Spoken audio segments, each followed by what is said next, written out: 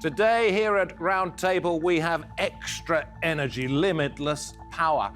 We're talking about the world's energy of the future, no harmful byproducts. Could nuclear fusion be the Holy Grail of the energy crisis?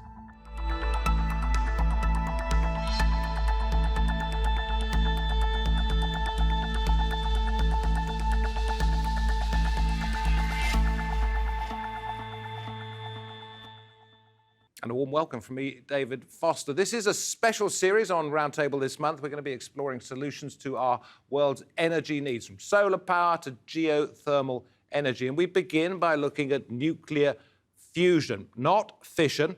That is the type of nuclear energy that exists today. Scientists say that fusion could well be the answer to our energy demands.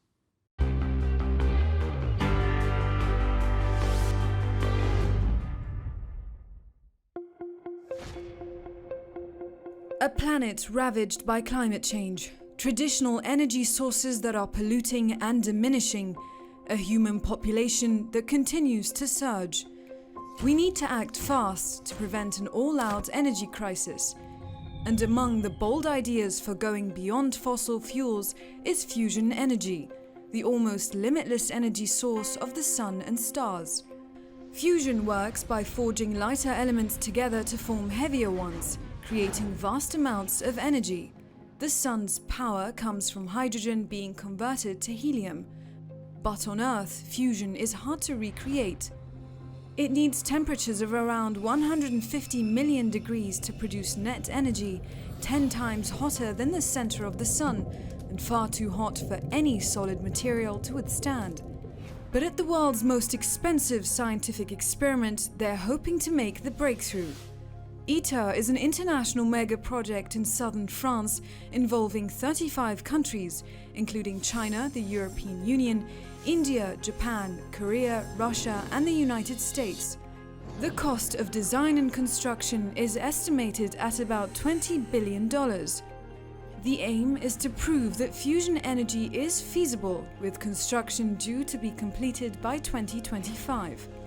Can nuclear fusion one day be the solution for the world's energy needs? So, time to meet our guests. On the line from France, we have Bernard Bigot, who is Director General of ITER. That is the international mega project working on nuclear fusion. From New Jersey in the United States, we're joined by Stephen Cowley, a professor at Princeton's Physics Laboratory. With me in the studio, Colin Walters, who's Director at the UK Atomic Energy Authority, and Mark Wenman, a lecturer in nuclear materials at Imperial College London. Listen, great to have you all along. You are experts in this field, and I have to say, you two on our remote cameras will tell me in a moment whether you two actually started in fission. You two started in fission. Yes, you've moved over to fusion because you perhaps think it's... I still work in both. You work in both, yeah. So which one's the future? I think they both have a role to play. So I don't think you can say that fusion's... You know, we're going to be talking, I imagine, about when fusion might be viable. It's not going to be something that's there in the next 10 years. And so the world is building a lot of fission power plants because we are trying to reduce our carbon emissions. Fission being nuclear power plants themselves. Yes, so fusion being the energy from the stars and the sun. Indeed, yeah. So fission is splitting the atoms, so splitting heavy atoms, and that gives us nuclear energy, as does fusing very light atoms together. And fission, you know, there's power plants, there's up to 100 being built in China at the moment. France still has 70+% of its power from nuclear fission, and many other countries are still using it, and the UK is building some new fission power plants now. Okay, let's go to Bernard, because I believe, perhaps, Bernard, that building behind you is where you've got the International Thermonuclear Experimental Reactor under construction or investigation. Anyway, are we looking at the end of nuclear power plants and this energy from the universe? As you know, as it was told a few minutes ago, fusion will not be available for a large-scale energy production before several decades. So I do believe that in the meantime, fission reactors, nuclear power plants that we know now in the world with more than 450 different of them will be very useful. So we can oppose okay, one energy, one's the other one. We have to look at the availability at a given time and see what is the best for every country. So my view is that clearly on the long term, fusion power will be an option which could be jointly with the renewable able to afford the world energy supply. But in the meantime, we have to take the best of any energy without large environmental and climate impact. Okay, but it is the future, perhaps, and that's what we'll explore here. Colin, I'll come to you in just a moment, if I may. But Stephen, the practical difficulties of this are what? Because you're taking a process that happens in the heavens, if you like, bringing it back to Earth and trying to do so without any waste products, correct? Oh, absolutely. I mean, what you're trying to do is to reproduce what happens in the middle of stars. And you know, stars are incredibly hot, and so you have to get hundreds of millions of degrees in your fuel to make the nuclei of hydrogen atoms come together, ram together, and stick to fuse. That's an extraordinary thing, but you know, we've done some. Here at Princeton, we did 10 million watts of fusion power, and at JET at Cowley in the United Kingdom, they did 16 million watts of fusion power. It's possible, but it's really hard, and it's an extraordinary. And you will tell me, because I have lots of questions, you will tell me the major difficulties in a moment, but we're talking here about something which you've experimented with, and when you saw that you'd managed to do it, even if it was only on a very small scale, and it needed much more power than it produced. Yes, indeed. Yeah. Eventually, one hopes to turn it the other way round. The other way, yeah. Yeah. What was the sensation? What was it? A eureka moment? Absolutely, absolutely. A real sense that we may be able to develop and achieve something that can make a real difference to the world. I joined the nuclear industry in 1981, working on fission products, and at that time, I felt I was joining an industry that was really making a difference. I have to say, being honest, I felt that lost a little bit of its way in the 1990s. But having now joined the fusion community, I feel there is a real sense of us being able to work on something incredibly technically challenging, but something that really can make a difference for mankind. Was there a sense, and this is for any one of you, but I'll start with you, Colin, was there a sense that nuclear had become a dirty word when it came to fission, nuclear power plants, radioactivity?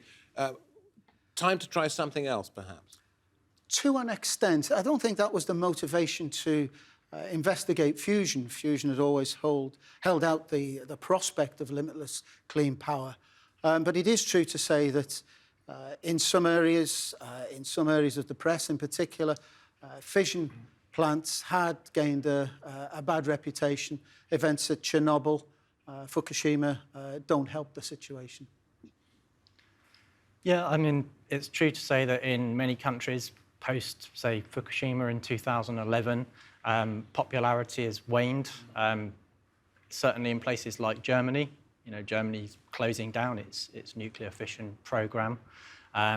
In other countries, you know, it's still growing. I mean, as I said, China and India are two examples, and they're big countries which would otherwise be generating a lot of carbon. And there is no dirt, no waste material that would affect the human race or the planet with this fusion. With fusion, with fusion you get some activated products in the steels around there, but we're talking sort of manageable timescales. So within 100-odd years, that material's going to be no problem at all. And obviously and that material in itself is perhaps no problem in reality. It's just what we experience in background radiation, is it?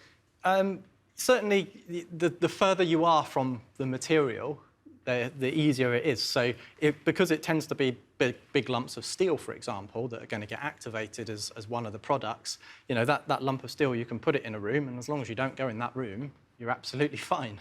You know, and it's not going to be the sort of material that could get spread around. There couldn't be a meltdown, etc. No.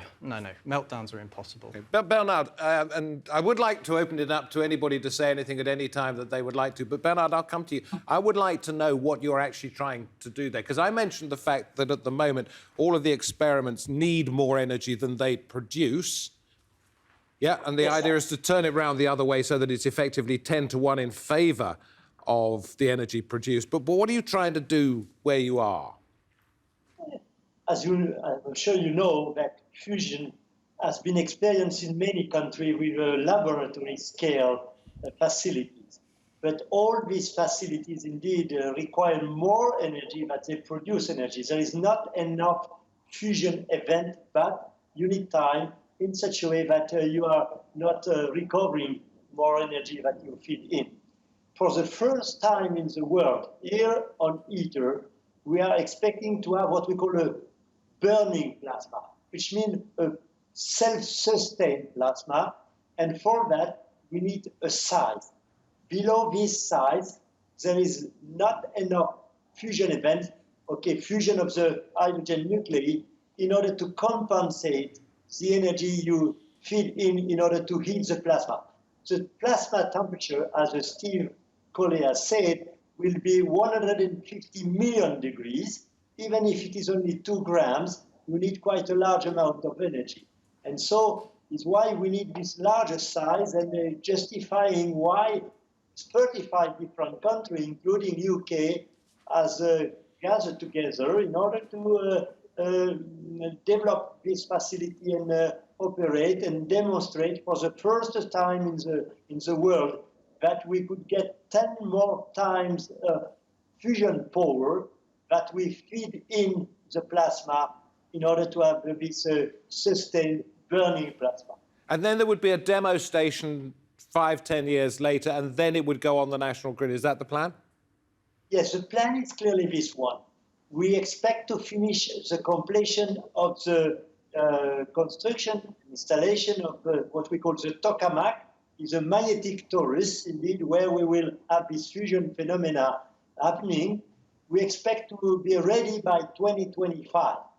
After that, we will ramp up and increase our capacity to produce energy, and we expect we will have the full fusion capacity, producing 10 times more energy that we feed in by 2035. It looks long, but you have to understand that considering the complexity of the installation, the size of the installation, the need for high quality control all along the manufacturing and installation, we have not a single day to lose. I just want to mention that the vacuum vessel where the plasma will burn is nearly 20-meter size in its several dimensions, nearly 1,000 cubic meter inside for the plasma. So this is very challenging with a very low pressure. The pressure will be 1 of a million of the atmospheric pressure. So all this is quite challenging, and we really need time in order to ensure that we do it well for the first time.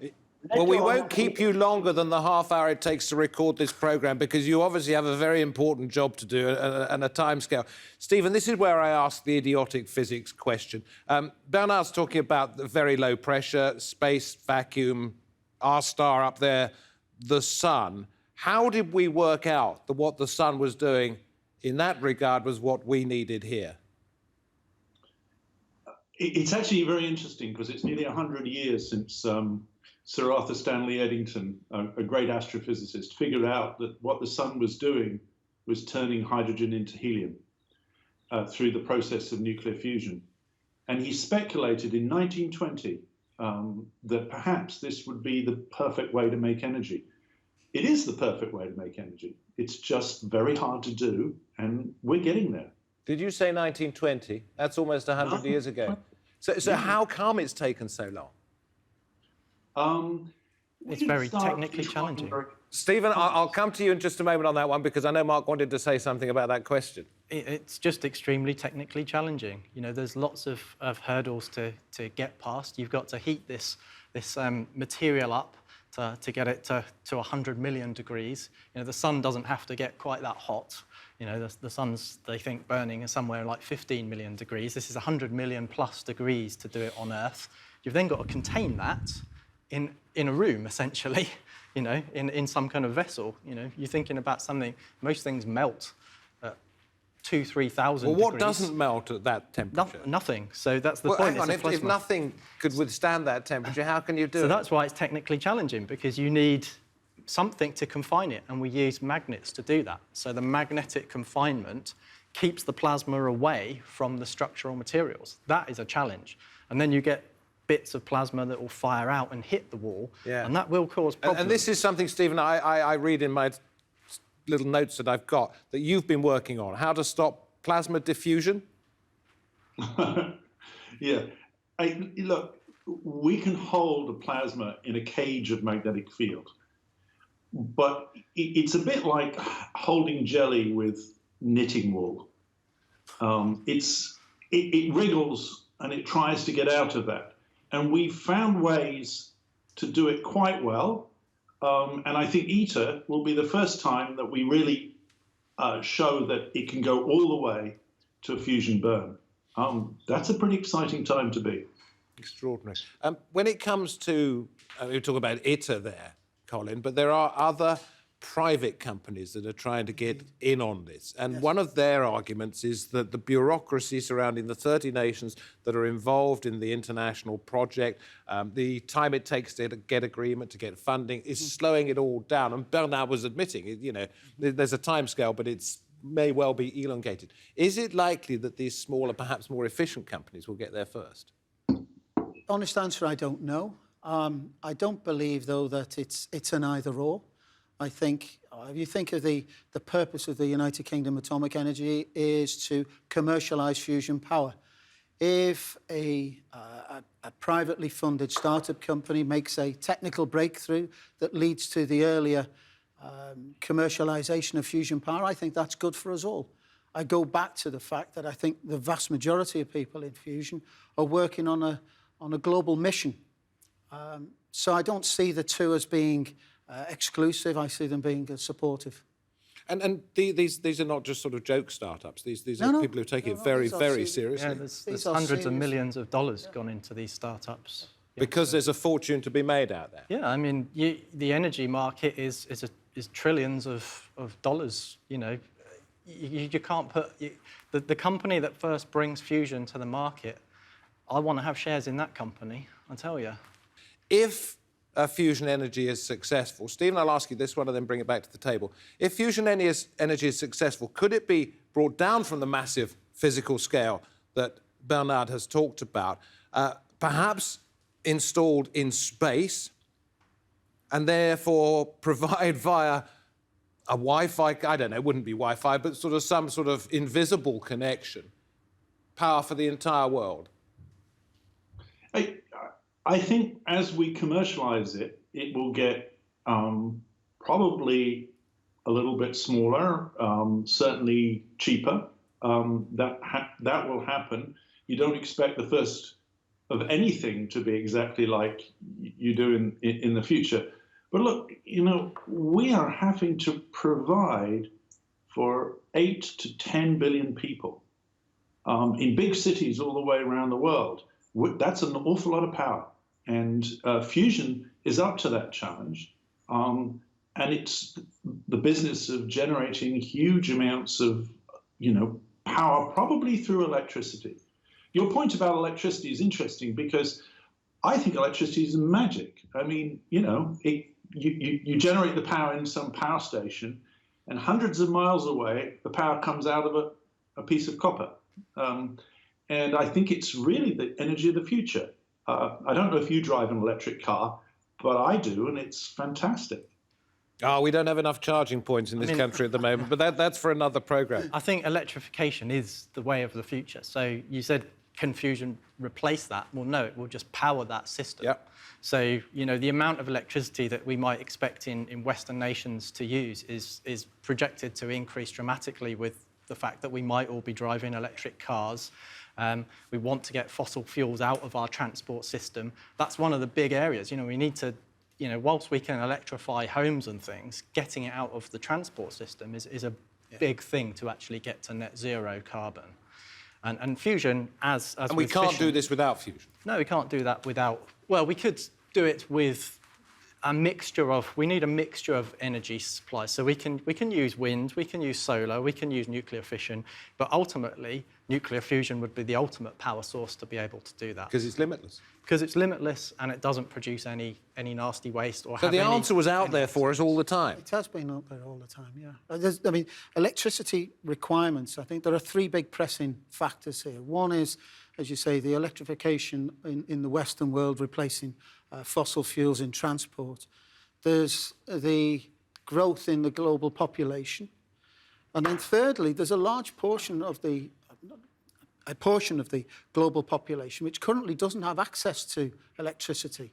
And that won't go on forever. So there are three forces that are driving up demand for electricity.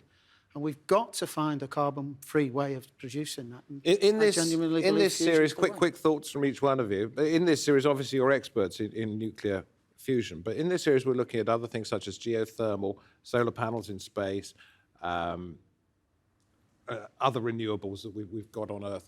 They don't come immediately to mind. But this is the only one, is it, that is the answer to the world's major problems? It's not. I don't think it will be the only one. I mean, I think an energy mix is the sensible way to go for any country. But possibly in a century's time, you could envisage a lot of power coming from nuclear fusion. I don't think it's going to happen in the next 30 years. It will slowly evolve, and it will have to take its part in that market. And of course, things like wind energy are coming down in price. And let's not forget that the world is largely driven by economics. So, you know, the economics of fusion will become important if it's to make its mark. Bernard, you have to get back to work. We won't keep you too long. Thank you for your time. But tell us what the next most important thing you're going to be doing is to save the world. Okay. What I would like to comment, and I guess it's a big asset of the fusion, is the fusion could be complementary of the renewable energy. As you know, the renewable energy, they are diffuse, they are intermittent. The fusion power is massive, and it could be variable with the time, so we could complement the energy when there is no sun or there is no wind. So for me, we can't oppose fusion and renewable energy. They are the two, I would say, legs of the same body. Now, coming back to your point, what we want to demonstrate here in the coming decades is that we could master and control the possibility to use fusion energy. Now we have a research facility with quite a large margin for testing different hypotheses and scenarios. And I am pretty sure that one of the main goals we have is to demonstrate that we could have a simpler system, more efficient system, in such a way it will be more largely distributed in the world. So it's also part of our challenge, not only to demonstrate the feasibility of fusion from the point of view of science, but also from the point of view of engineering and technology development. Does it matter who gets there first, whether it's you at ITER or whether it's one of these private companies backed by billionaires? You know, I would be so delighted if somewhere in the world somebody come with a very simple system to deliver fusion power, and it will be available much earlier. As a physicist, I would say it's just a dream. As I mentioned to you, in order to fuse and force the hydrogen nuclei to collide efficiently, you need quite strict conditions. Vacuum, very low temperature, very high speed and space. So I don't believe during my lifetime we will see the physical breakthrough which will completely change the picture of the development of fusion. But once fusion will be demonstrated, I am quite convinced that the industry, all the engineers will improve and optimize the whole process, make it available. The advantages are so large that I am pretty sure that once the physical demonstration will be done, we will find a way to implement fusion very rapidly. we wish each and every one of you the very best of luck and appreciate the time you've taken to come onto this programme. This is part of our series here on Roundtable on future energy uses and needs across the world. Something perhaps not for me, perhaps not for anybody at this table in our lifetime, but something for our grandchildren and our great-grandchildren. Hope to have your company next time. From me, David Foster, from the team, goodbye for now.